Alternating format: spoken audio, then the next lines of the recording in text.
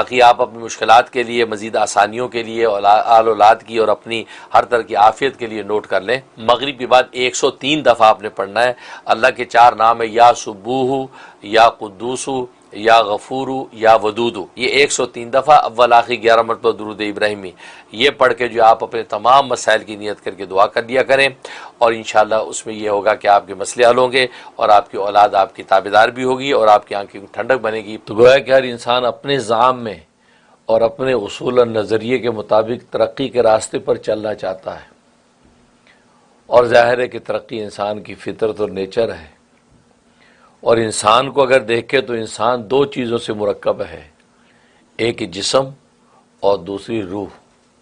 جسم اور روح 2 چیزوں سے انسان مرکب ہے، اور مزے کی بات ہے کہ جسم اور روح دونوں اگر ملے رہیں تو اس کو انسان کہتے ہیں، کیونکہ اللہ تبارک و تعالیٰ کے یہ قانون قدرت ہے کہ دنیا کے اندر جتنی بھی لطیف چیزیں ہیں ان پر اللہ تبارک و تعالیٰ ایک کثیف خول جو متعین کر دیتے ہیں، ایک کثیف خول چڑھا دیتے ہیں، گویا کہ اس لطافت کو چھپانے کے لیے اس کے اوپر کثافت کا ایک خول چڑھا ہوتا ہے۔ تو لطافت اور کثافت جب دونوں آپس میں ملے رہتے ہیں، لطیف اور کثیف ملے رہتے ہیں، تو ان کا ایک ہی نام ہوتا ہے، لیکن جب لطافت اور کثافت الگ الگ ہو جائیں تو نام بدل جاتے ہیں۔ مثلا بادام ہے، بادام وہ چھلکا اور اس کے اندر گری، ان دونوں کو بادام کہتے ہیں کہ یہ بادام ہے، لیکن اس کو توڑ کر اگر چھلکا الگ کر دیا اور وہ گری الگ کر دی تو وہ جو خول ہے اس کو اب بادام نہیں کہتے، اس کو خول کہتے، اس کو چھلکا کہتے ہیں، اور وہ جو مغز نکلا ہے اس کو گری کہتے ہیں کہ بادام کی یہ گری ہے۔ تو دونوں کا مجموعہ ملا رہا تو بادام کہلاتا ہے، اور دونوں جب الگ الگ ہو گئے تو دونوں کے نام جدا جدا ہو جاتے ہیں۔ بالکل اسی طریقے سے انسان جسم اور روح 2 چیزوں سے مرکب ہے۔ جسم انسان کا کثیف ہے، نظر آتا ہے، محسوس ہوتا ہے، یہ کثافت والا ہے۔ اس کے اندر جو روح ہے یہ لطیف ہے، جو محسوس نہیں ہوتی۔ ان دونوں کو اللہ تبارک و تعالی نے جوڑ دیا، ملا دیا، تو اس کو کہتے ہیں یہ انسان ہے۔ جب اس جسم سے روح نکل جاتی ہے، اب وہ جو جسم پڑا اسے جسم نہیں کہتے، اس کو لاش کہتے ہیں کہ یہ لاش پڑی ہے، اور وہ جو چیز اس سے خارج ہو گئی ہے اس کو روح کہتے، جان کہتے، جان نکل گئی۔ تو جب ملے ہوئے تھے تو ایک ہی نام تھا، لیکن جب جدا جدا ہوئے تو دونوں کے نام الگ الگ ہو جاتے ہیں۔ تو گویا کہ اللہ تبارک و تعالی نے ایک اصل مضمون رکھا ہے، اس مضمون کے اوپر ایک لفافہ چڑھایا ہے۔ مضمون اور لفافہ جب ملے رہتے ہیں اس کو خط کہتے ہیں کہ خط آیا ہے۔ جب خط وصول کیا، اس لفافے میں سے نکالا تو لفافہ تو لفافہ کہلانے لگا، اب اس اکیلے لفافے کو خط نہیں کہتا، اور وہ جو دوسرا پیپر ہے وہ اس کا اصل مضمون ہے کہ جس کے اندر وہ پیغام پڑھنا چاہتا ہے۔ تو گویا کہ اللہ تبارک و تعالی نے اسی طریقے سے انسان کے جسم کا لفافہ اس کی روح کے اوپر چڑھا دیا ہے۔ تو گویا کہ لفافہ اصل نہیں ہے، اصل وہ اندر کا مضمون ہے کہ جس مضمون کی وجہ سے منزل پہ پہنچے گا۔ اب ایک شخص اگر اپنے جسم پر محنت کرتا رہے، جسم کو سنوارتا بناتا رہے، تو وہ لفافے کو بناتا ہے، لفافے کو خوبصورت بناتا ہے، لفافے کو سجاتا ہے، لیکن اصل مضمون کی طرف فکر نہیں کرتا، تو نرے لفافے پر محنت کرنا اس کے بیکار اور اکارت چلی جاتی۔ ہاں اصل جو اس کے اندر مضمون ہے اس کی حقیقت ہے، لہذا اگر وہ خط بیرنگ بھی چلا گیا، بغیر ٹکٹ بھی چلا گیا، تو لینے والا یہ سوچ کے لے لیتا کوئی بات نہیں 2 پیسے دے دو، لیکن اصل جو مضمون ہے اس کو دیکھو وہ کیا آیا ہے۔ تو بالکل اسی طریقے سے ظاہری جسم اگر خوبصورت ہے یا بدصورت ہے، ٹوٹا پھوٹا ہے، معذور ہے یا طاقتور ٹارزن ہے، اللہ تبارک و تعالی کی نظر اس کے اندر کی روح پر ہے، اس کے مضمون پر ہے، اس کی روح، اس کی اللہ تبارک و تعالی کی کیا قیمت ہے، اس قیمت پر اس لفافے کی قیمت لگاتا ہے۔ تبھی صحیح حدیث میں آتا ہے، صحیح مسلم کی حدیث ہے، ان اللہ لا ينظر الى صورکم ولا الى اعمالکم، اللہ تبارک و تعالی تمہاری صورتوں کو، تمہارے ظاہری عملوں کو نہیں دیکھتے، کیونکہ عمل عمل اس جسم کا عمل ہے، ہاتھ کا عمل ہے، آنکھ کا عمل ہے، کان کا عمل ہے، زبان کا عمل ہے، کیونکہ اس کا تعلق بھی ظاہری لفافے کے ساتھ ہے۔ اللہ کی نگاہ وہاں نہیں پڑتی۔ اللہ تبارک و تعالی ینظر الی قلوبکم و نیاتکم، اللہ تبارک و تعالی تمہاری قلوب کو دیکھتا ہے اور قلوب میں چھپی ہوئی نیتوں کو دیکھتا ہے، کہ کس نیت کے ساتھ آپ نے اس آنکھ کی پتلی کو حرکت دی تھی، کس نیت کے ساتھ زبان ہلائی تھی، کس نیت کے ساتھ ہاتھ بڑھایا تھا، کس نیت کے ساتھ قدم اٹھایا تھا۔ تو گویا کہ اللہ تبارک و تعالی نیتوں کو پہلے جھانکتے ہیں۔ جب اس کی روح کی چھپی نیت کو دیکھ لیتے ہیں کہ نیت کس لیول کی ہے، ہاں اللہ کے لیے اخلاص کے ساتھ تھی یا یہ کہ نفاق کے ساتھ تھی، اس کو دیکھنے کے بعد اب اللہ تبارک و تعالی عمل پر نگاہ کرتے ہیں۔ اور جبکہ انسانوں کی نگاہ اس کے ظاہر پر ہی ہوتی ہے، انسان کے ظاہری سراپے کو دیکھا، اس کے ظاہری عمل کو دیکھا، اسی پر فیصلہ کر دیا۔ لیکن اللہ تبارک و تعالی جب بھی اس کے سامنے کوئی عمل آتا ہے تو اللہ کی نگاہ سیدھی اس کے دل پر جاتی ہے کہ اندر اس کی نیت کیا ہے۔ بظاہر قدم اس کے مسجد کی طرف اٹھ رہے ہیں، لیکن کس نیت سے اٹھ رہے ہیں۔ بظاہر اس کے قدم شراب خانے کی طرف اٹھ رہے ہیں، لیکن کس نیت سے اٹھ رہے ہیں۔ بظاہر اس کے قدم بازار کی طرف اٹھ رہے ہیں، لیکن کس نیت سے اٹھ رہے ہیں۔ بظاہر اس کے قدم بیت اللہ کی طرف اٹھ رہے ہیں، لیکن کس نیت سے اٹھ رہے ہیں۔ نیت پر فیصلہ ہے۔ نیت اگر اخلاص پر مبنی ہے تو اللہ تبارک و تعالی اب عمل کو دیکھ کر اس کی قیمت لگاتا ہے۔ اور یہ انسان کی بھی فطرت ہے۔ انسان بھی دنیا میں جب بھی کوئی چیز خریدتا ہے اس کی اصل کوالٹی کو پہلے چیک کرتا ہے۔ کپڑا خریدنا ہے، اس کپڑے کی کوالٹی چیک کرتا ہے، کپڑا نرم ہے، خوبصورت ہے، پرنٹڈ ہے، پہنا ہوا کیسا لگے گا، اس کی کوالٹی کہاں کا بنا ہوا ہے، جاپانی کیٹی ہے یا لالو کھیت کی کیٹی ہے، کہاں کی بنی ہوئی ہے۔ تو گویا کہ وہ سارا وہ انسان اس کی کوالٹی، اب کوالٹی چیک جب ہو جاتی ہے اب کہتا ہے یار 2 تھان دے دو یا 2 سوٹ کاٹ دو۔ معلوم ہے کہ انسان کی اپنی نیچر بھی یہ ہے، کیونکہ خود اللہ تبارک و تعالی نے حدیث میں آتا ہے ان اللہ خلق آدم علی صورتی، اللہ تبارک و تعالی نے آدم کو اپنی صفات پر پیدا کیا ہے۔ اللہ کے جو اخلاق ہے، جو تخلق ہے، اسی کے چھاپ انسان پر بھی ڈالی ہے۔ انسان کی بھی نیچر یہ ہے کہ کوالٹی کو پہلے دیکھتا ہے اور پھر کوانٹٹی کی طرف نگاہ کرتا ہے۔ چاچی آج آپ دنیا، امریکہ یورپ کی دنیا، ویسٹرن وائڈ سیولائز دنیا، آپ جاب کے لیے انٹرویو دینے جاتے ہیں۔ اب انٹرویو کے اندر آپ کے قد کاٹ، خوبصورتی، ٹائی کوٹ کی قیمت نہیں لگتی، وہ سب سے پہلے تو آپ کی وہ سی وی دیکھیں گے۔ سی وی دیکھ کے پورے آپ کی کوالٹی کا اندازہ کر لیں گے، ہاں بھائی اس کے ایکسپیرینس بھی ہے، اس کی ڈگریاں بھی ہے۔ یہ کرنے کے بعد اب آپ کی شخصیت کا وزن لگا کہ ہاں بھائی دیکھنے میں بھی بندہ جو ہے جب وہ پروقار ہے، شخصیت پرکشش ہے، بات کرنے کا طریقہ اچھا ہے، ریپرزنٹیشن اچھی دیتا ہے۔ تو گویا کہ ایک ایک چیز جو ہے وہ اس کی اب دیکھتا ہے، پہلے وہاں تو گویا کہ کوالٹی پہلے چیک ہوتی ہے، کوانٹٹی بعد میں۔ بالکل اسی طریقے سے اللہ تبارک و تعالیٰ کی بھی روح کی کوالٹی کو پہلے چیک کرتا ہے۔ روح کی کوالٹی چیک کرنے کے بعد اب کوانٹٹی کے ایکسٹرا نمبر لگاتا ہے کہ ماشاءاللہ بہت اچھا ہے، بظاہر بھی بہت خوبصورت ہے، لہذا اس کے نمبر لگ رہے ہیں۔ لیکن اگر صرف ظاہر ہی ظاہر ہے، لفافہ سجا بنا ہے، اندر مضمون کچھ بھی نہیں ہے، وہ لفافے کو پھاڑ کے گاربیج میں ڈال دیتا ہے کہ کس کام کا، خالی لفافہ بھیج دیا۔ تو بالکل اسی طریقے سے تو گویا کہ دنیا کے اندر انسان ترقی کا خواہاں ہے۔ اور عجیب بات یہ ہے کہ دنیا والوں کی نظر میں ترقی کس کو کہتے ہیں؟ مال پیسے کی ترقی کا نام ترقی ہے۔ اگر کوئی کہتے ہیں یار اس بندے نے بڑی ترقی کی بھائی، وہ بہت کیا تھا اور کیا ہو گیا، اچھا کیا یار اس کی 2 ملیں ہیں، 6 پلازے ہیں، امریکہ یورپ میں بزنس پھیلا ہوا ہے، اور جناب فلاں رولز رائس 3 گاڑیاں ہیں۔ تو مال پر ترقی، مالدار کتنا ہے بس اسی پر ترقی کا مدار اس دولت پر ہے، اس کی دولت کس درجے کی اسی پر آپ اس کو ترقی یافتہ سمجھتے ہیں، یار بڑی ترقی کی ہے آپ نے بھائی۔ اس پر نگاہ کبھی نہیں جاتی کہ اس کے اخلاق میں کتنی بہتری آئی۔ پہلے بڑا یار اول فول بکتا تھا، فضول بولتا تھا، اب بات کرنے میں سلیقہ ہے، اخلاقیات کے اندر بہتری ہے، شخصیت کے اندر اس کے وقار ہے، متانت ہے، دوسروں کا درد ہے، دوسروں کی فکر ہے، خود غرضی اس کی سیلفینس ختم ہو گئی ہے۔ اس پر کوئی بھی نہیں دیکھتا، اس کو کوئی ترقی نہیں کہتا۔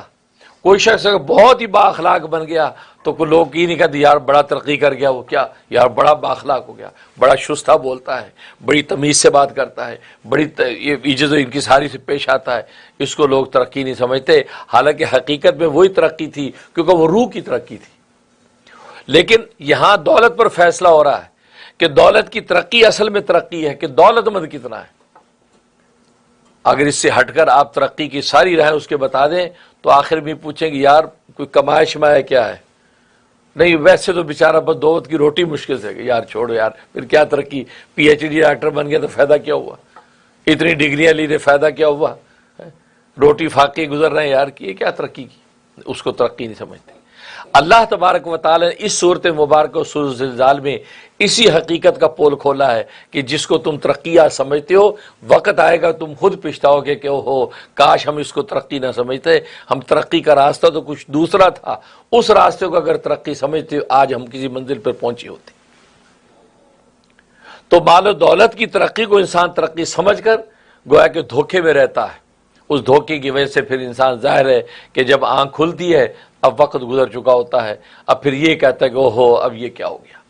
اسی حقیقت کو اللہ تبارک و تعالی نے فرما دیا اذا زلزلت الارض زلزالها، کہ یاد کرو اس وقت کو جب زمین کو سخت زلزلے کے ساتھ ہلا دیا جائے گا، زلزلہ آ جائے گا، زلزلہ. وَأَخْرَجَتِ الْأَرْضُ أَثْقَالَهَا، اور زمین اپنے چھپے خزانے سارے اگل دے گی، سارے خزانے زمین اگل دے گی، باہر پھینک دے گی. اور حدیث میں آتا ہے وہ کیا پھینکے گی؟ سونے چاندی کی بڑی بڑی تختیاں، سونے چاندی کے خزانے سارے اپنی پیٹھ کے اوپر ڈال دے گی. لو اس کو ترقی سمجھتے تھے، لے لو سارے خزانے. کیونکہ زمین کو اللہ تبارک و تعالی نے ایسا بنایا ہے کہ انسان کی ساری ترقی کا مدار زمین ہے. آج جو زمین کے اندر اب سائنس اور ٹیکنالوجی کی ترقیاں دیکھتے ہیں، یا آج تک انسان جس کو ترقی سمجھتا رہا، سب زمین سے نکل رہا ہے. آسمان سے صرف بارش برستی ہے یا دھوپ یا چاند کی ٹھنڈک اترتی، اس کے علاوہ کچھ نہیں ہے. سب خزانے یہاں سے. آپ کا کھانا ہے، آپ کا پینا ہے، آپ کا پہننا اوڑھنا ہے، آپ کا مکان بنانا ہے، ایک ایک چیز اللہ تبارک و تعالی اسی زمین سے پیدا کرتے ہیں. آپ کی کھانے پینے کی لذتیں، آپ کے سونے جاگنے کی لذتیں، ایک ایک خزانہ اللہ تبارک و تعالی زمین میں رکھا ہے. اور زمین کو اللہ تبارک و تعالی مٹی سے بنایا، اور خود انسان کی اصل بھی مٹی سے. اس حدیث میں کلکم بنی آدم، کہ تم سارے کے سارے آدم کی اولاد ہو، اور آدم من تراب، آدم مٹی سے بنے. آدم جو مٹی سے بنے ہیں، لہذا تم سب کی اصل مٹی ہے. جب مٹی اصل ہے تو ہماری نشو و نما اور تخلیق کی بنیاد ہی مٹی ہے. ہم بظاہر پھل کھاتے ہیں، سیب کھا رہے ہیں، سیب نہیں کھا رہے، مٹی کھا رہے ہیں. ہم آم کھا رہے ہیں، آم نہیں کھا رہے، مٹی کھا رہے ہیں. یہ کھانے پینے کے جتنے معقولات و مشروبات کے خزانے، یہ سب مٹی ہیں. اس مٹی کو اللہ تبارک و تعالیٰ اس طریقے سے موڈیفائڈ کر دیتا ہے کہ ہمارے کھانے کے قابل ہو جاتا ہے. جس طریقے سے ہم آٹے کو ایسا موڈیفائڈ کرتے ہیں کہ روٹی بنا لیتے ہیں، ورنہ آٹا ایسے پھانکنا مشکل ہے، ایسے پھانکنا مشکل، گلے میں اٹک جائے گا. اس کو ہم نے ایسا موڈیفائڈ کیا کہ روٹی بنا لی. اب روٹی بنائے تو کھانا آسان ہو گیا. تو کھام آٹا رہے تو سالن ہے، جو ہے روٹی ہے، چاول ہے، جو کچھ بھی ہے، سب کی سب چیزیں مٹی. تو اللہ تبارک و تعالی نے اسی زمین کے اندر وہ خزانے رکھے ہیں کہ زمین کے اندر چاول بن کے ابھرتا ہے، گندم بن کے ابھرتی ہے، اناج بن کے، چنے. تو گویا کہ سارے کے سارے خزانے مٹی ہے. اور یہ سب مٹی. اور یہ جو کپڑے ہم پہنتے ہیں، یہ کپڑے نہیں، مٹی ہے. اسی مٹی کو اللہ تبارک و تعالی نے اس انداز سے موڈیفائڈ کیا ہے کہ یہ کپڑا بن جاتا ہے، کیونکہ اسی میں سے روئی نکلتی ہے، روئی سے دھاگا بنتا ہے. اسی دھاگے کو آپ پورے مشین پہ تیار کر کے کپڑا بنا رہے ہیں. کہیں کیٹی کا کپڑا، کہیں لال کپڑا، کہیں پیلا، کہیں نیلا، سفید. تو کپڑے ہم سوچتے کپڑے پہن لیے ابھی، اور پھر اس میں مٹی آ جائے تو جھاڑتے ہیں. ارے اسی مٹی کا بنا ہوا ہے. تو گویا کہ کپڑے مٹی کے، کھانا پینا مٹی کا، یہ مکانیں دکانیں تو ہیں مٹی کی، اور انسان خود مٹی کا. تو گویا کہ زمین اتنی اصل ہے. اس حدیث میں فرمایا کہ زمین تمہاری ماں ہے، زمین تمہاری ماں ہے. تم اس کے اوپر روح رعایت کے سے رہا کرو، اس پر کوئی ظلم نہ ڈھاؤ، اس پہ گناہ نہ کرو، ظلم و ستم نہ کرو، کیونکہ تمہاری ماں ہے. اور یہ ماں اپنے دل کے اندر تمہارے سارے راز رکھے بیٹھی. جیسے ماں کے پاس اولاد کے سارے راز ہوتے ہیں. پیٹ کے اندر تھا تو کیا حرکتیں کر رہا تھا، ماں بچہ پیدا ہونے کے بعد یاد رکھتی. پیٹ میں بڑا کودتا تھا، اچھلتا تھا، ٹانگیں مارتا تھا، ماں کو سب یاد ہوتا ہے. پیدا ہونے کے بعد بچپن سے اس کی کیا عادات ہیں ماں کے پاس، کہ پوری کی پوری ہسٹری، پورا زندگی کا ڈیٹا ماں کے پاس. لیکن وہ ماں کا سینہ کیسا، ایسا اس کے اوپر ستاری کا پردہ تان کے ساری زندگی اس کو چومتی بچے کو، کبھی اس کو تانا نہیں دیتے تو ایسا تھا۔ یہ ہے ماں۔ تو فرمایا یہ زمین تمہاری یہ ماں ہے، یہ سارے راز اپنے سینے میں لے رہی ہے، تم گناہ کرتے ہو، ثواب کرتے ہو، ظلم کرتے ہو، عدل کرتے ہو، ایک ایک چیز یہ ماں اندر سینے میں لے کے بیٹھی ہے، لہٰذا اس کے اوپر تم تھم کے چلا کرو۔ اگر ظلم کرو گے تو یہ بھی اس کے سینے میں راز ہے، عدل کرو گے یہ بھی اس کے سینے میں راز ہے، اور ظاہر ہے کہ یہ خود تمہاری ماں یہ کسی کی مخلوق ہے، وہ اس کا خالق اور مالک ہے۔ اگر اس خالق اور مالک نے کبھی اسی ماں کو انکوائری کے لیے بلا لیا کہ بتاؤ اس کے بارے میں رپورٹ دو، تو پھر یہ ماں ہونے کے باوجود رپورٹ دینے پہ مجبور ہوگی۔ یہ اپنے مالک اور خالق کو انکار نہیں کر پائے گی، اس کو بولنا پڑے گا کہ ہاں یہ میرا بیٹا مجھ پر یوں ظلم ڈھاتا تھا، میرا بیٹا مجھ پر یوں گناہ کرتا ہے، میرا بیٹا تنہائیوں میں یوں کرتا تھا، میرا بیٹا، تو ایک ایک چیز یہ کہنے پہ مجبور ہو جائے گی۔ اور اسی بات کا اقرار اس صورت میں کر دیا کہ یہ ماں ہونے کے باوجود بھی یہ اللہ تبارک و تعالیٰ کے حکم کی پابند ہو کر آج اس اپنے بیٹے کے راز خود کھول رہی ہے۔ اس لیے اس صورت مبارکہ میں اللہ تبارک و تعالیٰ اس حقیقت کو واضح کیا کہ اذا زلزلت اور زلزالہا، کہ جب زمین کو جو ہے کہ ہلا دیا جائے گا، ہلانا، وَأَخْرَجَتِ الْأَرْضُ أَثْقَالَهَا، اور زمین اپنے خزانے باہر پھینک دے گی، وَقَالَ الْإِنسَانُ مَا لَهَا، اب یہ بیٹا یعنی انسان کہے کہ اس کو کیا ہو گیا، ارے اس کو کیا ہو گیا، ہم آج تک ڈھونڈ ڈھونڈ کے تھک گئے کہ خزانے کہاں ہیں، سونے چاندی کہاں ہیں، زمین کے سینے چیر دیے، ظلم کے خون بہائے، لیکن ہمیں یہ خزانے ملے نہیں، اور آج ہمارے بغیر کہے بغیر مل کے سارے خزانے باہر اگل دیے، ارے اس کو کیا ہو گیا۔ حیران ہوگا، کہاں ڈھونڈنے سے خزانے نہیں ملے تھے اور یہاں بغیر ڈھونڈے خزانے سارے کے سارے، اور حدیث میں آتا ہے بڑی بڑی سونے کی تختیاں اس زمین کی پیٹھ کے اوپر پھیلی پڑی ہوں گی، اندر کے چھپے ہوئے ہیرے جواہرات زمین پہ پڑے ہوں گے۔ تو یہ حیران ہوگا کہ ارے انہی خزانوں کے لیے، انہی سونے چاندی ہیرے جواہرات کے لیے میں لوگوں کے گلے کاٹتا رہا، زمینوں کی زمینیں فتح کرتا رہا، ظلم و ستم کے پہاڑ توڑتا رہا، اور آج سارے کے سارے باہر اگلے پڑے۔ یومئذ تحدث اخبارہا، اور اس دن یہ زمین اپنی ساری خبریں دے دے گی، ساری خبریں بیان کر دے گی۔ یہ تمہاری ماں جو ہے یہ بیٹے کے آج سارے راز کھول دے گی کہ اللہ اس نے یہ ظلم کیا میری پیٹھ پہ، اس نے یہ ظلم کیا، میں نہیں چاہتی تھی یہ ایسا ظالم بنے، لیکن اللہ اس نے یہ کیا، اس سے یہ کہ ایک ایک چیز کی خبر دے گی۔ تبھی تو حدیث میں آتا ہے کہ جس مقام پر تم سے کوئی گناہ ہو جائے اسی جگہ بیٹھے بیٹھے نیکی کر لیا کرو، اس لیے کہ یہی زمین کا ٹکڑا کل روز قیامت میں اللہ کے ہاں جب تمہاری جب گناہ کی گواہی دے گا تو ساتھ ہی وہ ٹکڑا آپ کی نیکی کی بھی گواہی دے گا، اللہ گناہ اور نیکی کو ایک دوسرے سے کاٹ دیں گے۔ جیسے قرآن نے بھی کہا کہ اللہ تبارک و تعالیٰ نیکیوں کے ذریعے سے گناہوں کو مٹا دیتے ہیں، تو کہا کہ اللہ تبارک و تعالیٰ دونوں کو کراس کر دیں۔ کہیں غیبت کر لی، جھوٹ بول دیا تو وہیں بیٹھے بیٹھے کو نیک بات بھی کر دی، تیسرا کلمہ پڑھ لیا، کلمہ طیبہ پڑھ کے اٹھ گئے، کیونکہ وہی جگہ پھر کل اللہ کے سامنے آپ کی نیکی کی گواہی دے۔ اسے تو آپ نے دیکھا ہوگا مسجدوں میں عام طور پر فرض نماز ادا کرنے کے بعد لوگ سنتوں کے لیے کوئی وہاں جا رہا ہے، کوئی اس طرف پڑھ رہا ہے، کوئی پیچھے ہٹ رہا ہے، جگہ بدلتے ہیں۔ یہ جگہ بدلنے میں اصل میں یہی راز ہے کہ زمین کے مسجد کے طرح جگہ جگہ کے ٹکڑے کل روز قیامت میں آپ کے سجدوں کی گواہی دیں کہ اللہ اس نے یہاں بھی سجدہ دیا تھا، اے اللہ اس نے وہاں بھی سجدہ دیا تھا، اے اللہ اس نے وہاں بھی سجدہ دیا تھا۔ تو اس سے لوگ جگہ بدلتے ہیں۔ اس جگہ بدلنے میں اتنا کریزی بھی نہ ہو جائے، بہت سے اتنا کریزی ہو جائے زبردستی لوگوں کو دھکے دیتے ہیں کہ یار ادھر ہو بھائی مجھے، اب ایسا بھی نہ ہو۔ ہاں آسانی سے آپ کو جگہ مل جائے کوئی بات نہیں، آپ یہ فضل حاصل کر لیں، لیکن بہت سے لوگ تو بہت ہی زیادہ اس کو فرض کے درجے میں وہ سمجھتے ہیں کہ بھائی یہ تو بدلنا ضروری ہے، فرض یہاں پڑھیں تو اس کا مطلب سنت یہاں پڑھ ہی نہیں سکتا میں۔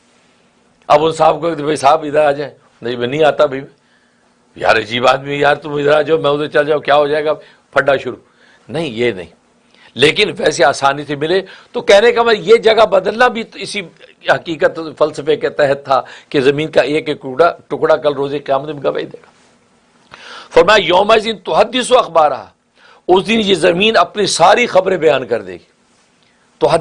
تحدیث سے مراد زبان، یہ زبان قال کے زبان حال کے ساتھ نہیں، زبان قال کے ساتھ، زبان حال کے ساتھ تو یہ ہر وقت بولتی ہے، زبان حال سے تو اپنی شکایتیں خود اللہ کے سامنے ہر وقت پیش کرتی ہے، لیکن اللہ تبارک و تعالیٰ باقاعدہ زبان اس کو دے دیں گے اور یہ ایسے بولے گی جیسے ہم بولتے ہیں۔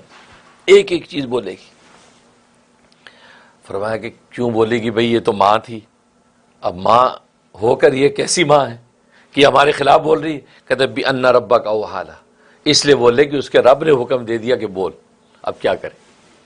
اس کے رب نے حکم دے دیا کہ تو بول بھئی، وہی کر دی اس کی طرف کہ بتا اپنے بیٹے کے بارے میں، بتا اپنی ذریت و اولاد کے بارے میں، یہ تیری پیٹھ پہ کیا کرتے رہے؟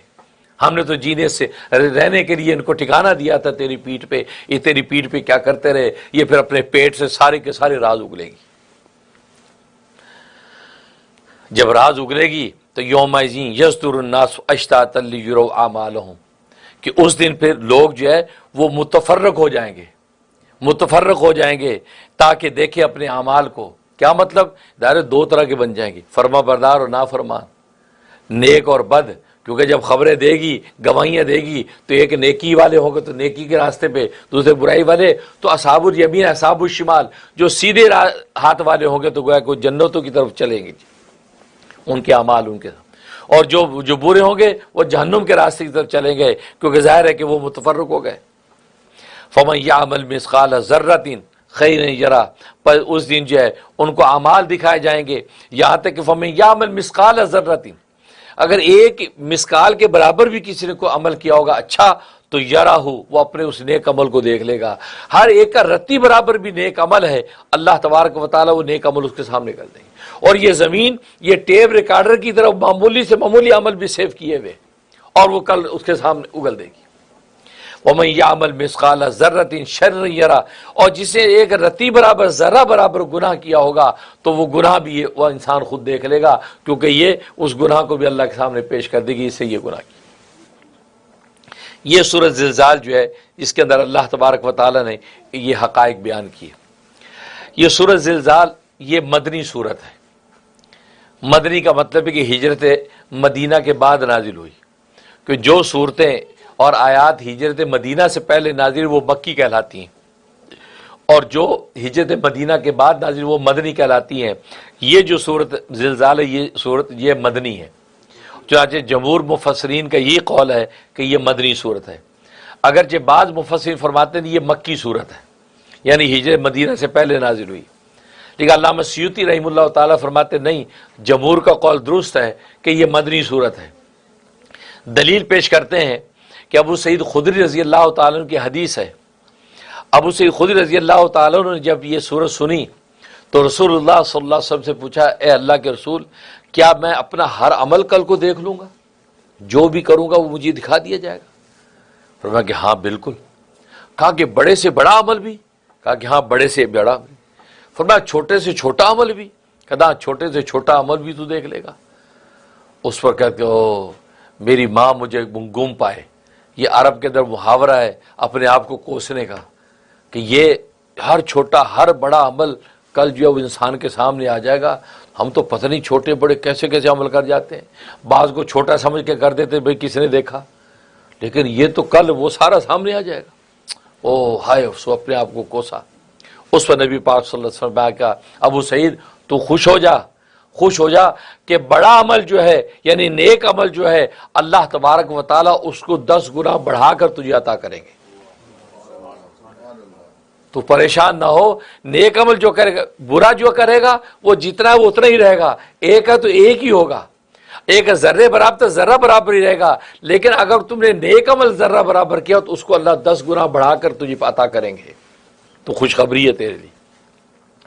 اور ابو سعید خدری رضی اللہ تعالیٰ عنہ جو ہے فرمایا کہ یہ جو مدینہ طیبہ کے اندر غزوہ احد کے بعد جو ہے یہ بالغ ہوئے ہیں، غزوہ احد کے بعد بالغ ہوئے ہیں اور اس کے بعد ایمان لائے ہیں، اس لیے فرمایا کہ چونکہ یہ مدینہ میں بالغ ہوئے، مدینہ میں ایمان لائے، تو معلوم ہے کہ اس وقت یہ صورت نازل ہوئی ہے، تو گویا کہ صورت مدنی ہے، مکی نہیں ہے۔ اس لیے تو جمہور کا قول یہی ہے کہ یہ صورت جو ہے وہ مدنی ہے۔ اب رہا اس صورت کا ماقبل صورت کا ربط کیا ہے، کیونکہ آپ جانتے ہیں کہ قرآن کریم کا کمال یہ ہے کہ ہر صورت کا ماقبل صورت کا ایک ربط ہوتا ہے۔ یہ چیز 114 جو صورتیں سورہ فاتحہ سے لے کے والناس تک، ہر صورت کا دوسرے صورت کا ایک جوڑ ہے، ایک مناسبت کے تحت اللہ نے اس سورہ فاتحہ لائے، فاتحہ کے سورہ بقرہ جو لائے، ان دونوں میں آپس میں جوڑ ہے۔ بقرہ کے بعد جو آل عمران لائے، اس کا مطلب اس کے ساتھ جوڑ ہے۔ ایسے اللہ ٹپ بغیر کسی وجہ کے نہیں لگا بلکہ ترتیب کے ساتھ، اس لیے کہ جو ترتیب قرآن کریم میں ہمیں نظر آتی ہے یہ بھی توقیفی ہے۔ توقیفی کا مطلب یہ خود اللہ تبارک و تعالیٰ وحی کے ذریعے سے سرکار دو عالم صلی اللہ علیہ وسلم کو فرما دیتے تھے یہ آیت فلاں سورت کی فلاں آیت کے بعد لکھو، چنانچہ کاتبین وہی وہاں لکھ لیتے تھے۔ تو پورا تو گویا کہ نہ صرف صورتیں بلکہ ایک ایک آیت جو ہے شروع آیت سے لے کے آخری آیت تک ہر آیت دوسری آیت کے ساتھ پوری ترتیب سے مناسبت سے ہے، بلا مناسبت کے نہیں ہے۔ اس پر علماء نے تفسیریں لکھ دی ہیں کہ ہر آیت کے بعد یہ آیت آئی تو اس کو پہلے آیت سے جوڑ کیا ہے، مناسبت کیا ہے، یہ آیت اس کے بعد کیوں آئی ہے، کیونکہ ایک ایک چیز پورے والناس تک۔ تو اسی طریقے سے ہر صورت کا پہلے صورت ربط، اس کو ربط کہتے ہیں کہ یہ جو صورت زلزال اس سے پہلے صورت بینہ ہے، بینہ سے پہلے صورت علق ہے، تو یہ صورت زلزال جو ہے اس کا ان دونوں صورتوں سے کیا مناسبت ہے، کیا جوڑ اور ربط ہے؟ تو ربط یہ ہے کہ ان دونوں صورتوں میں اللہ تبارک و تعالیٰ نے جزا اور سزا کا ذکر کیا ہے، کفار اور مشرکین کی جزا سزا کا ذکر کیا ہے۔ اب سوال یہ پیدا ہوا کہ جزا سزا تو سمجھ میں آگی ہوگی، لیکن ہوگی کب؟ اس کب کا جواب اس صورت میں دے دیا۔ جب سزا کسی کی بتاؤ تو یہ سوال ہوگا یہ سزا کب ہوگی، تو یہ کب کا سوال اٹھتا ہے۔ اس صورت میں کب بتا دیا، کب ہوگا وہ حقیقت بتا دی کہ فلاں نقفہ جب پھونکا جائے گا تو یہ احوال ہوگے، تو گویا کہ علامات قیامت میں وہ احوال بتا دیے کہ اس وقت جو ان کو سزا طاری ہوگی۔ اس لیے یہاں اس کو ذکر کر دیا کہ دونوں صورتوں میں جزا سزا کا بیان تھا اور اس صورت میں جزا سزا کا وقت بیان کر دیا۔ جہاں تک اس صورت کی فضیلت کا تعلق ہے، ایک حدیث میں آتا ہے کہ یہ صورت نصف قرآن کے برابر ہے۔ اگر کوئی ایک مرتبہ تلاوت کرتا تو نصف قرآن کا ثواب عطا کیا جاتا، اور ظاہر 2 دفعہ تلاوت کرے گا تو پورا قرآن۔ یہ ایسی صورت ہے۔ دلیل کیا ہے؟ دلیل اصل یہ ہے کہ قرآن کریم میں 2 طرح کے احکامات ہیں، ایک احکام دنیا ہے، ایک احکام آخرت ہے، اور اس صورت میں اللہ تبارک و تعالی نے احکام آخرت کو ذکر کیا ہے۔ تو جب احکام آخرت کو ذکر کیا ہے تو آدھا قرآن تو اسی صورت کے اندر بیان ہو گیا، لہذا جب اس کو تلاوت کی تو اللہ تبارک و تعالی آدھے قرآن کا ثواب عطا فرما دیتے۔ اور دوسرا قول یہ ہے کہ یہ ایک دفعہ پڑھنا چوتھائی قرآن کے برابر ہے، یعنی ایک دفعہ پڑھا تو چوتھائی قرآن کا ثواب ملا، 4 دفعہ پڑھا تو پورے قرآن کا ثواب لکھ دیا جائے گا۔ اب دلیل کہ یہ چوتھائی قرآن کے برابر کیسے؟ اس کی وجہ یہ ہے کہ قرآن کریم میں اس حقیقت کو واضح کر دیا کہ قرآن کریم میں 4 طرح کی چیزیں بیان کی گئی ہیں۔ قرآن کریم میں حیات، زندگی کے احکامات بیان ہوئے ہیں، موت کے احکامات بیان ہوئے ہیں، حشر کا ذکر آیا اور حساب کتاب کا ذکر آیا۔ تو 4 چونکہ مضامین اس کے اندر بیان ہوئے ہیں، اور یہ جو صورت ہے اس میں حساب کا ذکر ہے، جو حساب کتاب والا جو مضمون تھا اس کی حقیقت اس میں بیان کر دی گئی ہے کہ فَمَن يَعْمَلْ مِثْقَالَ ذَرَّةٍ خَيْرًا يَرَهُ وَمَن يَعْمَلْ مِثْقَالَ ذَرَّةٍ شَرًّا يَرَهُ۔ اس میں حساب کتاب کا چونکہ ذکر ہے تو چوتھائی مضمون کا ذکر ہے، تو معلوم ہے کہ اس سورت کا پڑھنا چوتھائی قرآن کے برابر ہے، لہٰذا ایک مرتبہ پڑھا تو چوتھائی قرآن کا ثواب مل جائے گا، اور 4 پڑھ لیں گے تو پورا قرآن۔ اور ایک قول یہ ہے کہ اصل میں حدیث میں آتا ہے کہ 4 چیزوں پر جب مومن ایمان لاتا ہے اس کا ایمان مکمل ہوتا ہے۔ ایک تو شہادتین پر ایمان، یعنی اللہ کی وحدانیت پر ایمان اور رسول کی رسالت پر ایمان، اور دوسرا موت پر ایمان کہ موت آئے گی، موت برحق ہے، اور تیسرا جو ہے وہ تقدیر پر ایمان کہ تقدیر اللہ تبارک و تعالیٰ کے نوش تقدیر متعین ہے، اور جو چوتھا جو ہے بعث بعد الموت یعنی مرنے کے بعد دوبارہ زندہ ہونے پر ایمان۔ تو یہ چونکہ 4 بنیادی چیزیں ایمان کی، ان میں سے بعث بعد الموت جو مرنے کے بعد دوبارہ زندہ ہونے کا ایمان، یہ حقیقت اس صورت میں بیان کی گئی ہے۔ اس میں بیان کی گئی ہے کہ لوگ جو یوم اذن تحدث اخبارہا، زمین ساری خبریں دے دے گی، اور لوگ جو حقیقت کو دیکھیں گے، اچھے برے کو دیکھ لیں گے، تو گویا کہ وہ سارا کا سارا جو حساب کتاب کی حقیقت ہے اور جو بعث بعد الموت کی حقیقت کو بیان کر دیا، لہذا اس لیے ایک دفعہ پڑھنا چوتھائی قرآن کے برابر ہے، اس کو اس لیے بیان کر دیا۔ اور ایک فضیلت یہ بیان کی کہ حدیث میں آتا ہے کہ ایک شخص نبی کریم صلی اللہ علیہ وسلم کے پاس حاضر ہوا اور کہنے لگا اے اللہ کے رسول مجھے قرآن پڑھا دیجئے، مجھے قرآن پڑھا دیجئے۔ حضرت صلی اللہ علیہ وسلم فرمایا الف لام را والی 3 صورتیں پڑھا کرو. تو کہنے لگا کہ اے اللہ کے رسول میں بڈھا ہو گیا ہوں, دل سخت ہو گیا, زبان موٹی ہو گئی ہے, اب یہ اتنا لمبا چوڑا پڑھا نہیں جاتا. آپ فرمایا چلو حامیم والی 3 صورتیں پڑھا کرو. کہا جی یہ بھی مشکل ہے کیونکہ میری زبان جو ہے وہ سخت ہو گئی, زبان موٹی ہو گئی, دل سخت ہو گیا, اب میں پڑھوں کیسے؟ آپ فرمایا اچھا پھر سورہ زلزال پڑھ. آپ نے اس کو سورہ زلزال پڑھائی, وہ نے فور زلزال پڑھ لی. پڑھنے کے بعد کہنے لگے اے اللہ کے رسول اس سے میں ایک رتی کبھی کمی نہیں کروں گا, زیادتی نہیں کروں گا, پر اسی پر پابند رہوں گا. یہ کہہ کے اٹھ کے گیا تو آپ نے صحابہ سے 2 مرتبہ فرمایا یہ شخص کامیاب ہو گیا. قد افلح الرجل, اس لیے کہ اسے اثر راز سمجھ لیا, کامیاب ہو گیا, کیونکہ ظاہر ہے کہ اسے حقیقت کو پا لیا. اور ایک حدیث میں آتا ہے حضرت علی رضی اللہ تعالیٰ عنہ کو نبی کریم صلی اللہ علیہ وسلم ایک شخص کے بارے میں فرمایا کہ اس کو جو ہے قرآن پڑھا دو. آپ نے اس کو بٹھا کر سورہ زلزال پڑھانا شروع کی. اسے زلزال جیسے پڑھ کے ختم کی, کہا کہ بس بس بس بس بس کافی ہو گیا, ہاں میں چلا, پڑھ لیا میں نے قرآن. اٹھ کے چلا گیا. علی رضی اللہ تو حضور صلی اللہ علیہ وسلم یا رسول اللہ اس نے تو عجیب کیا, میں نے سورہ زلزال ہی پڑھائی تھی, وہ کہتا بس بس میں نے پڑھ لیا, ہاں میں چلا. تو وہ سے تو باقی تو کچھ پڑھا ہی نہیں. فرمایا کہ سمجھدار آدمی تھا, پا گیا جو پانا تھا اس نے. فرمایا زلزال میں تو سب کچھ ہے, سارا راز ہی اسی میں ہے. وہ بہت سمجھدار نکلا, اسے زلزال پڑھ کے سمجھ گیا کہ اصل مجھے رب کہنا کیا چاہتا ہے. فَمَن يَعْمَلْ مِثْقَالَ ذَرَّةٍ خَيْرًا يَرَهُ وَمَن يَعْمَلْ مِثْقَالَ ذَرَّةٍ شَرًّا يَرَهُ. وہ ایک رتی برابر نہ کوئی گناہ کرے گا اور ایک رتی برابر کو نیکی بھی نہیں چھوڑے گا. وہ تو بڑا سمجھدار آدمی نکلا, وہ ایک سورہ زلزال پڑھ کے نکل گیا. کیونکہ پورا قرآن پڑھ کے بھی یہی راز سمجھنا تھا, پورا قرآن پڑھ کے بھی یہی راز ملنا تھا. یہ سورہ سن کے راز پا گیا کہ ہم جو چھوٹے چھوٹے گناہوں کو چھوٹا سمجھ کے کر ڈالتے ہیں, چھوٹی نیکی کو چھوٹا سمجھ کے اگنور کر دیتے ہیں. وہ شخص کہتا ہے بس مجھے سارا راز سمجھ میں آ گیا, چھوٹی نیکی چھوڑنی نہیں اور چھوٹے سے چھوٹا گناہ کرنا نہیں. تو نبی نے کہا کہ اس سے اچھا سمجھدار آدمی ہے کون؟ اصل زندگی کا راز ہی یہی ہے. تو یہ وہ سورہ زلزال ہے کہ جس میں یہ فضیلت بیان کی. اب رہا یہاں پہ یہ سوال کہ یہ فرمایا کہ اذا زلزلت الارض زلزالها, اس زلزلہ سے کیا مراد ہے اور یہ زلزلہ کب آئے گا؟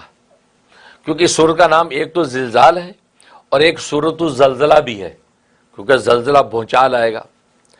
تو یہ زلزلہ کب آئے گا؟ ایک قول یہ کہ نفخہ اولا, کیونکہ 2 نفخے پھونکے جائیں گے, آپ جانتے ہیں ایک سور پھونکے جائیں گے. تو ایک قول یہ کہ نفخہ اولا سے پہلا جو سور پھونکا جائے گا اس سے پہلے یہ زلزلہ آئے گا, اور یہ خزانے سارے کے سارے زمین اگل دے گی اور انسانیت حیران ہو جائے گی, یار اس کو کیا ہو گیا, سارے خزانے اگل دیے. اور وہ انسان اپنے کیے پر پچھتائے کہ یار انہی مال و دولت کے لیے میں نے فلاں کو قتل کر دیا, فلاں پہ ظلم ڈھایا, فلاں کا خون لیا, عزیز و اقارب سے اپنے قطع رحمیاں کی اس مال دولت کے لیے, اور آج اس کو اٹھانے والا کوئی نہیں. پچھتائے گا کہ یار یہ حقیقت تھی ان کی, میں کس بے حقیقت چیز پر فریفتہ ہو کر اپنے سارے رشتے ناطے تباہ کر لیے. وہ پچھتائے گا. اسے کہ قال الانسان مالا, کیا ہو گیا اس کو. تو یہ نفخہ اولا سے پہلے یہ نظارہ پوری دنیا دیکھے گی کہ زمین سارے خزانے اگل دے گی اور بتا دے کہ ان خزانوں کے لیے تم نے ساری بادشاہتوں کی ظلم و ستم ڈھائے تھے, یہ لو یہ خزانوں کی حقیقت ہے. اور دوسرا قول یہ ہے کہ یہ نفخہ ثانیہ, دوسرا جو سور پھونکا جائے گا نفخہ ثانیہ کے بعد یہ واقعہ پیش آئے گا. نفخہ اولا, آپ کو پتا ہے کہ نفخہ اولا جب پھونکا جائے گا تو سارے کے سارے جاندار مر جائیں گے, کیونکہ حدیث میں آتا ہے کہ جب سور پھونکا جائے گا پہلا تو بڑی ایک سریلی آواز کائنات کے اندر پھیلے گی, بڑی سریلی آواز, ایسی سریلی آواز کہ ہر آدمی کا کان لگے یار یہ کیا آواز ہے, چپ چپ یار یہ کیا آواز ہے. سب کے کان جب متوجہ ہو جائیں گے تو وہ سریلی آواز ایک ایسا زوردار دھماکے کی شکل اختیار کر لے گی کہ لوگوں کے کلیجے پھٹ جائیں گے, کوئی نہیں بچے گا, سارے مر جائیں گے. یہاں تک کہ آہستہ آہستہ سارے مرتے مرتے جبرائیل, میکائیل, اسرافیل سارے فرشتے مر جائیں گے. سب سے آخر میں اسرائیل باقی رہ جائے گا جو ظاہر قبضے روح ہی کرتا ہے, اور اللہ تبارک و تعالیٰ کی ذات باقی رہے گی. تو اللہ تبارک و تعالیٰ اسرائیل فرشتے سے پوچھیں گے اور کون باقی ہے, اسرائیل فیصد کا اے رب زوجہ میں باقی اور آپ باقی ہیں، کوئی بھی باقی نہیں۔ تو اللہ تبارک و تعالیٰ براہ راست اسرائیل کو ماریں گے کہ اسرائیل تو بھی مر جا، تو بھی مر جا، اسرائیل مر جا۔ اب اللہ باقی رہیں گے، اور اللہ تبارک و تعالیٰ 3 اعلان کریں گے، لمن الملک اليوم، آج کے دن کس کی بادشاہت ہے، اور ہر اعلان کے درمیان 40 سال کا فاصلہ ہوگا، 40 سال تک خاموشی رہے گی، لمن الملک اليوم، خاموشی۔ 40 سال کے بعد پھر دوسرا اعلان، پھر 40 سال کے وقت کے بعد تیسرا اعلان، اور یہ وہ 40 سال میرے اور آپ کے 40 سال نہیں، وہ آخرت کے 40 سال، کہ جس کا ایک دن 50,000 سال کے برابر۔ اترے عرصے تک خاموشی، سناٹا، کوئی جواب نہیں۔ پھر تیسری دفعہ جب اعلان ہوگا لمن الملک اليوم، کوئی جواب نہیں آئے گا، تو پھر اللہ تبارک و تعالیٰ خود کہیں گے للہ الواحد القہار، آج اس اللہ کی بادشاہت ہے جو یکتا ہے اور زبردست ہے۔ تو یہاں سوال اٹھتا تھا کہ لمن الملک اليوم، بادشاہت کا سوال کیوں کیا؟ غربت بھی تو دنیا میں ہے، بادشاہت کا سوال کیوں کیا؟ تو جواب یہ کہ اصل میں دنیا کے اندر ظلم و ستم بادشاہت سے ہی آتی ہے، طاقت اور قوت اقتدار سے ہی ظلم و ستم دنیا میں آتا ہے۔ تو بادشاہ یہ سوچ کے ظلم و ستم ڈھاتا ہے کہ میرے اوپر اب کوئی بادشاہ نہیں، میں مطرب بادشاہ ہوں۔ تو اللہ تبارک و تعالیٰ بادشاہوں کو یہ احساس دلائے گا کہ تمہاری بادشاہت کے اوپر ایک بادشاہ ہے جس کی پکڑ میں ہو تم۔ باقی غریب تو دنیا میں بھی غریب ہے، وہ پسا ہوا ہے، اس پر کیا اللہ تبارک و تعالیٰ اپنا فخر جتائیں؟ ہاں، بادشاہتوں کی بادشاہت کے تاج اللہ تبارک و تعالیٰ جھنجھوڑیں گے، کہا کہ تمہارے اوپر میں بادشاہ ہوں، اس لیے بادشاہت کا سوال کریں۔ تو یہ جو وقفہ ہوگا، یہ پہلا سور پھونکنے کے بعد، بالکل اس کے بعد اللہ تبارک و تعالیٰ سب سے پہلے جو ہے وہ اسرائیل کو زندہ کریں گے، وہ اللہ کے حکم سے زندہ ہوگا۔ اب اس کے بعد جو ہے اللہ تبارک و تعالیٰ دوسرے ملائکہ کو، یہاں تک پوری انسانیت کو زندہ کریں گے۔ وہ جو وہ دوسرا سور پھونکا جب جائے گا، تو دوسرے سور پھونکنے پر تو اللہ تبارک و تعالیٰ سب کو دوبارہ سے زندہ کر دیں گے، یہاں تک کہ جو مردے ہیں وہ بھی زندہ ہو جائیں گے۔ یہ دوسرا سور پھونکا جائے۔ تو یہ بتائیے کہ پہلے سور پھونکنے سے پہلے، اور دوسرا قول یہ کہ دوسرا سور نفخہ ثانیہ جو ہوگا، نفخہ ثانیہ کے بعد جو ہے وہ اس وقت زمین سب اگل دے گی، جس میں جو ہے مردے جو ہے سارے باہر زندہ ہو کے نکل آئیں گے، اس میں زمین کے خزانے بھی سارے زمین کی پیٹھ پہ آ جائیں گے۔ شاہ عبدالعزیز محدث دہلوی رحمۃ اللہ علیہ نے پہلے قول کو پسند کیا ہے کہ پہلا قول مراد ہے کہ پہلا سور پھونکنے پہلے کا جو زمانہ انسانیت کا، اس وقت یہ سارا کا سارا نظارہ ہوگا۔ اور علامہ ثناء اللہ پانی پتی رحمۃ اللہ، قاضی ثناء اللہ پانی پتی رحمۃ اللہ فرماتے ہیں یہ دوسرے سور پھونکنے بعد والا جو قول ہے یہ راجح ہے، لیکن بہرحال یہ مفسرین کے اپنے اقوال ہیں۔ تو کہنے کا مقصد یہ کہ یہ زمین جو ہے اس طریقے سے اپنے خزانے جو ہے سارے کے سارے جو اگل دے گی۔ اب رہا یہ سوال کہ وہ اخرجت الارض اثقالها، اثقال سے مراد کیا ہے؟ یہ اپنے بوجھ، اثقال بوجھ، یہ زمین اپنے بوجھ جو باہر اگل دے گی، اس بوجھ سے کیا مراد ہے؟ ایک قول تو بھی مشہور قول ہے، اس بوجھ سے مراد خزانے ہیں، زمین کے اندر جو خزانے ہیں سونے چاندی کے یہ بھرے ہوئے ہیں، کیونکہ زمین خزانوں سے پورا ہے، تو وہ خزانے مراد ہیں، وہ سارے دفینے اور خزانے زمین باہر اگل دے گی۔ تو یہ اس کا بوجھ جو اپنے پیٹ میں لے کے پڑی ہے وہ سب کے سب اگل دے گی۔ اور دوسرا قول یہ ہے کہ اثقال سے مراد جو ہے مردے ہیں، جو مردے اب تک زمین کے اندر دفن ہیں، اور ابتدائے آفرینی سے اس وقت تک کتنی انسانی زمین کے اندر دفن ہیں، یہ سارے کے سارے زمین باہر اگل دے گی۔ ظاہر ہے کہ جب اگلے گی تو اللہ تبارک و تعالیٰ کو زندہ کر کے جو ہے وہ میدان حشر کی طرف جمع کریں گے، ہانکیں گے۔ تو اثقال سے مراد جو ہے فرمائیے۔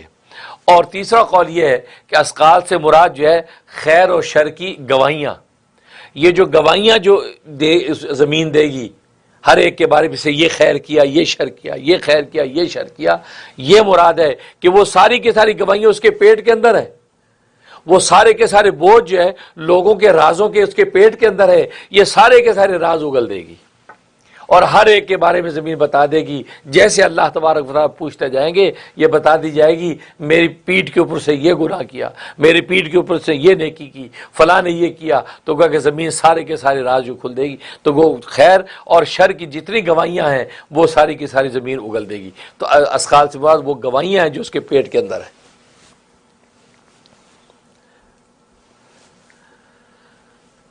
مولانا سعید احمد سہارنپوری رحمۃ اللہ نے ایک واقعہ لکھا ہے اپنی کتاب واضح سعید میں. ایک شخص تھا بڑا نیک، نماز کا پابند تھا، تو جہاں نماز کا وقت ہوتا وضو کر کے نماز پڑھتا.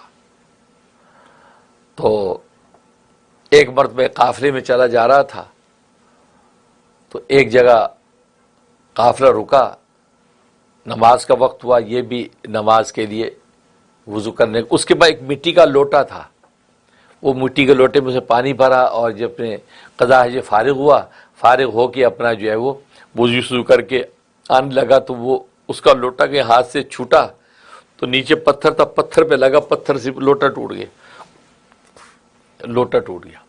اب وہ ٹوٹے لوٹے کو لے کے زارو قطار رونے لگا. لوگ جمع گئے، کیا وہ خیریت، چوٹ لگ گئی؟ کہا نہیں، لوٹا ٹوٹ گیا. کہتے لوٹا ٹوٹ گیا، کوئی بات نہیں، دوسرا لوٹا لے لیں گے، اس پہ تم اتنا کیوں روتا ہے؟ زارو قطار روئے جا رہا ہے. لوگ حیران کہ خیریت کیا ہو گیا، کبھی کوئی چوٹ لگ گئی، کوئی مسئلہ ہو گیا؟ کہ نہیں، کچھ نہیں ہوا، لوٹا ٹوٹ گیا، اس پر رو رہا ہوں. بھائی لوٹا ٹوٹ گیا تو اس پہ رونے کی کیا بات ہے، دوسرا لوٹا لے لے. اللہ اکبر. حضرت فرماتے یہ ہوتا ہے اپنا اپنا اللہ کے ساتھ معاملے ہر بندے کے الگ الگ ہیں، کوئی فیصلہ نہیں کر سکتا کوئی کیا ہے، پتہ نہیں، خدا کے راز اپنے اپنے تعلق ہے بھائی. وہ کہتا ہے بات یہ نہیں ہے، یہ جو لوٹا ہے، یہ لوٹا میرے پاس 20 سال سے یہ لوٹا میرے پاس ہے، اس لوٹے کے علاوہ آج تک کسی اور نے میری شرمگاہ نہیں دیکھی، اسی سے میں استنجا کرتا، اسی سے وضو کرتا ہوں. میں روتا اس لیے ہوں کہ آج یہ لوٹا ٹوٹ گیا، نیا لوٹا لوں گا، اب گویا کہ دوسرا لوٹا میری شرمگاہ دیکھے گا، مجھے اس پر حیا اور غیرت آ رہی ہے، تبھی رو رہا ہوں. اللہ اکبر. فرمایا یہ وہ لوگ ہیں کہ جن کے ایمان نے ان کو حیا کا وہ مقام و مرتبہ عطا کر دیا ہے کہ کوئی سوچ بھی نہیں سکتا، کوئی سوچ بھی نہیں سکتا کہ وہ لوٹا میری شرمگاہ دیکھ رہا تھا، اب کو دوسرا لوٹا دیکھے گا. تو جو لوٹے سے حیا کرتا ہو، بے جان لوٹے سے جس کو حیا آتی ہو، کسی جاندار سے جاندار کے سامنے بے حیائی کیسے کر سکتا؟ اور حیا، فرما حیا ایمان کا بنیادی شعبہ ہے، اور حیا کی بنیاد پر ہی مومن مومن ہے. کافر بے حیا ہوتا ہے، اس لیے حضرت فرمایا بے حیا کوئی ہو جائے تو پھر وہ ففل معاشیت جو چاہے کرتا پھرے.